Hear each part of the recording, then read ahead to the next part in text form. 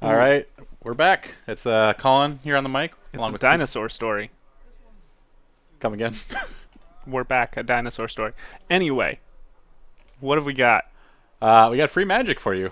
You know, a lower table here, but a pretty interesting matchup, I think. Here we've got Inside Out Combo on the left. It's our good friend David, and on the right, the lesser of the Peters. They faced off in the first round for the title on Blue Black Delver. Ooh. Love the inclusion of Jataxian Probe. That is so helpful to the commentary. That is quite nice. So we're here in a post-sideboard game. I believe this is game 3. Locked up 1-1. A couple interesting cards in David's hand. He's got 2 Obsidian Acolytes. Ooh, that thing can block a zombie fish all day long. All day. All day long. All day. David's going to search up at Plains here. I'm sure he wants to stick one of those Acolytes down. Pretty interesting. I don't know if he drew a land last turn, but I feel like searching up an island for that Preordain might help set up his future draws a little bit better. He's not exactly under a lot of pressure from a zombie fish just yet. Pretty interesting card out of Blue Black Delver for Peter on the right hand side. That is Elusive Spellfist. Yeah, Obsidian Acolyte we brought up here on the left for you. Pro Black and can grant a creature pro Black until end of turn. Pretty nice. And David will play that out on his turn. Back over to Peter now. So interesting. I'm not sure if Peter will have kept in the dazes as he is on the draw. A little less effective there, but no fear, especially I guess when you have 2 of your sideboard card in your hand. Don't mind playing 1 into a daze. Yeah, it's a little more interesting when he knows about both. But yeah, I'm not sure how many dazes Peter would leave in, or what his sideboard options really are. Trying to get the deck up for you. Pretty interesting inside-out combo list. This is a newer variant brought to you by Ultimate Masters, the recent downshift of Tethmos High Priest. Allows the deck to be a little more resilient against removal-heavy combos, or removal-heavy decks, sorry. The old variant, a little more combo-intensive. You know, generally looking for one big combo turn. Build your hand up with Gush, sculpt it with Brainstorm, Preordain, and things like that, until you get the counter spells that you need to kind of interact with your opponent. So, let's see. Oh, it looks like we do have a tribe over on the left side. Which is interesting. You kind of need to find that, because your only option is to race against the Delver deck. Hard to play control against all the blue flyers, the unblockables. Certainly. You know, Obsidian Acolyte is nice, but it feels like it might be for kind of a different matchup. Definitely can buy you some time against Spearmag Angler, although we have yet to see that from Peter in this game. Can also get around the Angler being able to block your Tireless Tribe. Yes, that's true. Although, you know, these blue creatures can block as well. This appears to be a sideboard card. This is Kurtar's Desire again. Saw this a little bit in that last game. Came down against Thermal Alchemist. Did not do as much work there. Kurtar's Desire, just a staple of the Pauper format coming out. You know what? I have not seen it until recently. This is the 3rd deck I've seen it in. Pretty interesting. A 1-mana pacifism, basically. Decks that are playing it probably just don't want their opponent's creatures to be attacking. Blocking part can be relevant, but you know that's generally later in the game when you have threshold. So David hitting his land drops pretty consistently was nice. I'm sure that Preordain helped him for that. Going to cast out the Tireless Tribe here. In response, Peter's going to Gush, pick up his only lands. Ooh, looking for that new foil. A foil what? So, oh, I can see where you would get confused. I wasn't talking about a holographic version of the card, but simply a card named Foil. Ah. Oh, well, there it is. That's confusingly named. That seems like it'd be very hard to find on a Magic the Gathering supply store. Alright, yeah, Foil, a recent downshift from Ultimate Masters. Coming back from Prophecy. Mercadian Mask Block making a showing. Not on its own like a very good, interesting card, but in combination with Gush can allow for some powerful moments like that. Peter's pressing his advantage. I feel like he's not Peter is not that far ahead. He reset himself on mana here. Gush is a powerful card, not without its own drawbacks though. Peter gonna cantrip, try to find some action. It would appear. Well, Buff up this Spell Fist. yeah, each one of these spells is bumping up the spell fist, but additionally, he is just under no pressure until a tireless tribe hits the table. He could be getting attacked for one a turn, but as long as there's no tireless tribe out there, you kind of have to like Peter's position. That's true. It's interesting. David's playing face up, which is very helpful for us. But Peter is constantly aware of the inside out in David's hand. Another Kurtar's Desire. Kurtar's Desire is that these elusive Spellfists do not attack, it would seem. Obsidian Acolyte beats. Gonna get the day.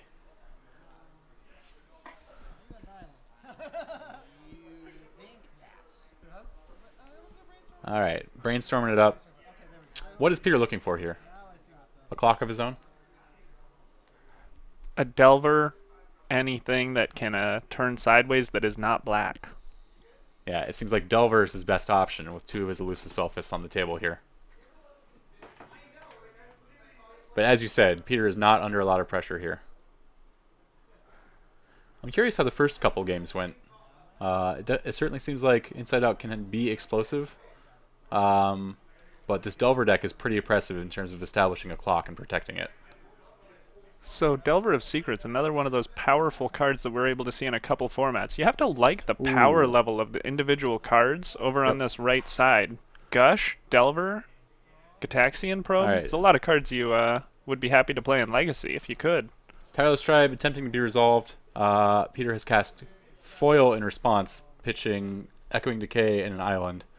In response, David has gushed himself, and now he's going to dispel the foil. So Tireless Tribe going to stick. That bodes well for David, but... oh, yep, he accidentally discarded the islands. I've done that a handful of times. So... David's not in terrible shape here. It seems like he's getting close up on Threshold as well. At this point, he's just looking for maybe something to prevent that Delver from blocking. Be it Shadow Rift or anything, really. Maybe another Kurtar's Desire. It is nice, Inside Out being one of the premier combo decks, still really can't take advantage of that new free counterspell foil because you're trying to acquire cards in hand as much as possible. It is true. It seems like this blue-black Delver deck is the one best equipped to handle, or best equipped to play foil. Indeed, it's been putting up a lot of consistent results. Blue-black Delver and the various flavors of Boros are kind of at the top of the meta right now. Do you see that changing anytime soon? We've seen a couple different types of Delver that have consistently been up near the top tier, and, as soon as you have a deck that's established itself like that, decks that are prepared to combat will show up, and I think that's a big part of why that Boros deck is where it's at. Mm-hmm. Inside Out cast again on the Tribe. Gonna get countered. Trading 1 for 1. I think Peter has 2 cards in his hand now.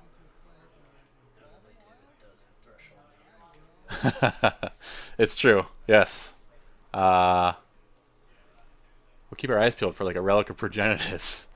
I've sometimes considered bringing that in against Tireless Tribe just to prevent, generally not for Kurtar's Desire, but to prevent Circular Logic. I believe David's only running one of those. This build of Inside Out. A little more creature heavy instead of counter heavy.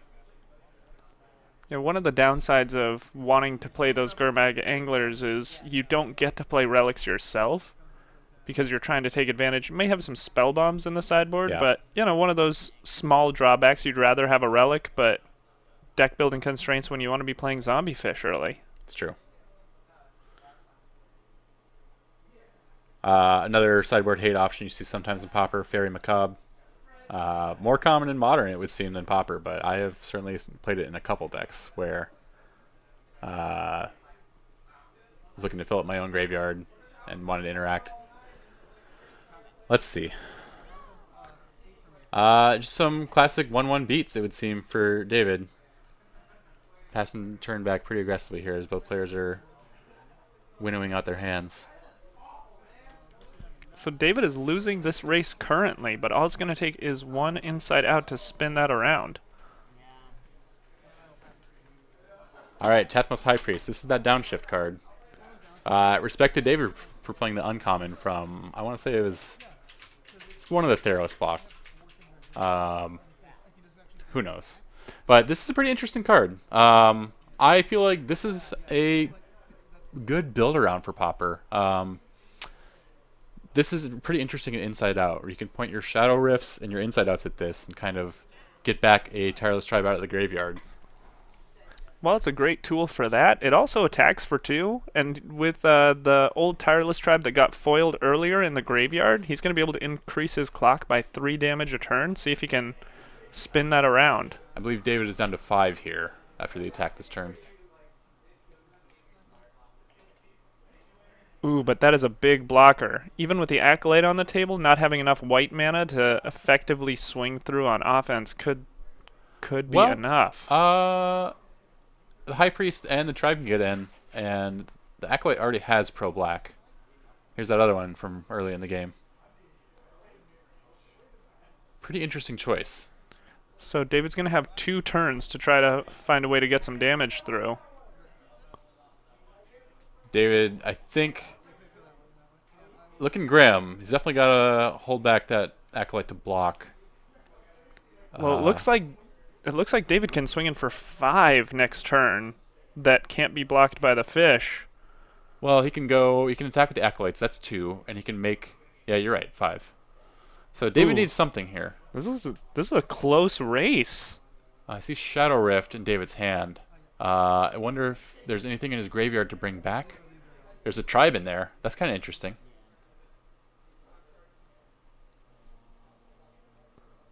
If Peter swings out here, at the end of turn, David can Shadow Rift his Tetmos High Priest, get back that Tireless Tribe, and then swing out on his turn. That attack from the Gurmag Angler might have done it. He may have just opened a window for David if he can bring that. Ooh.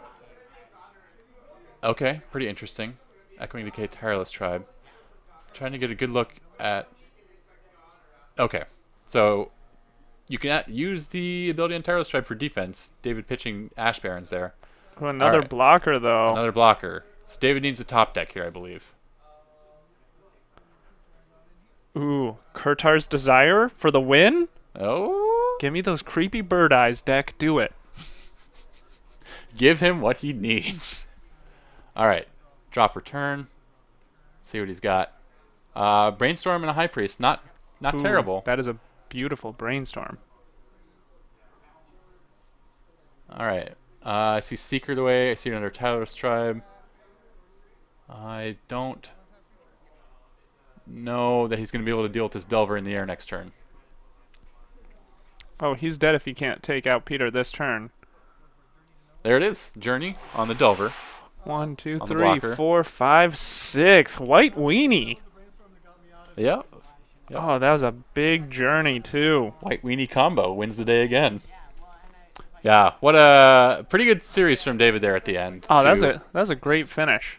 To Shadow Rift his own Tetmos High Priest, get back the Tribe for lethal, and then top deck the Brainstorm to... Well, you know, he had 2 draws to do it between the draw from Shadow Rift and his draw for the turn. But getting the Brainstorm and drawing into Journey, just enough mana to do it. All right. That's a great way to finish it. Nice little match at the end. Yep, so anyone still game. hanging out with us, thanks so much for spending your evening watching some Paper Pauper from Portland Paper. Yeah. Say that 5 times fast. No. Okay. All right. Yeah. Hey, thank you so much, y'all. I know the Portland Paper Gang is looking to do some more of this sometime soon. Hopefully bring you some more formats. Maybe some more sweet Pauper action. It's a pretty deep format. There are a lot of interesting decks. There are the tier 1 established ones, but a lot of cool options. I'm glad we got to see some 4-color Enchantress and a little of this inside-out combo deck. No matter what kind of Magic you like playing, I think there's a little bit of something for everyone in the format. So, speaking of something for everyone, Portland Paper are going to be playing some other formats as well. We have some Modern, some Legacy, so go ahead and subscribe. Check us out. We'll have some more good content for you. Cool. I think that's going to be it. We're going to sign off. Thank you so much for hanging out with us this evening. Yeah, thank you.